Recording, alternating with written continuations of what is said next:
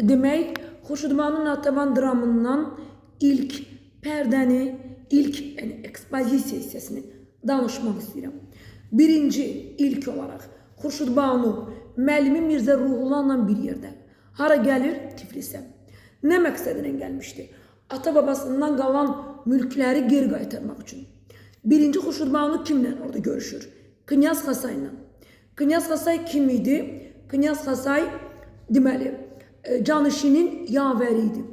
Tiflis Canişinin yavəri idi. Xurşudbanu onunla söhbətində onu Qarabağa dəvət edir. Və hiss olunur ki, bunlar arasında artıq bir-birlərinə qarşı üstün rəğbət yaranıb. Daha sonra Xurşudbanu Canişinlə görüşür və bu söhbətdən, hələ ilk söhbətdən aydın olur ki, deməli, Canişin bizim xalqı mərd xalq kimi qiymətləndirir və bu cəsur xalqın yarısının bizdən Şimali Azərbaycandan ayrı düşdüyü qeyd olunur. Daha sonra Xurşudbanu gəlişinin məqsədini bildirir və ilk olaraq Canişin ona mal mülkünün yarısının qaytarılmasına kömək edəcəyini bildirdikdə Xurşudbanu deyir ki, mən varis yektayam. Bütün mülklərimi geri istəyirəm. Xalqım üçün istəyirəm.